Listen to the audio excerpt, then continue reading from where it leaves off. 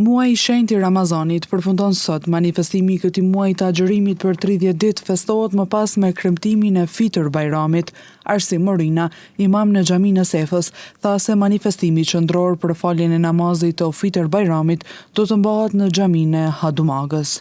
Nesër është një ditë shumë e madhe, një ditë plot gëzim, plot hare, e të gjithë ne jemi duke pritur me padurim për shkak se e patëm një muaj plot angazhim, plot sakrificë. Nesër pothuajse tërë qyteti është i gëzuar, gjithë bota islame, andaj edhe xhamitë e qytetit tonë, duke filluar nga xhamia qendrore që është xhamia e Hadumit, edhe gjitha xhamit tjera, jemi duke bërë përgatitjet më të mira që t'i ofrojmë kushtet sa më të mira gjithë atyre besimtarëve, gjithë atyre qytetarëve që vinë për ta kaluar ditën e madhe të Bajramit, ditën e gëzimit, që fillon me thirrjen e ezanit të sabat, që parafërsisht nga ora 5:40, që pastaj gjithë imamet, gjithë muezinët dhe gjithë stafi i xhamisë do të jenë të gatshëm për të pritur atë fluksin e madh të qytetarëve, që pastaj në ora 7 do të bëhet edhe falja e Fitr Bajramit. Imami Morina tha se përgatitjet tashmë janë drejt përfundimit dhe festa nesër të kremtohet sipas traditave islame.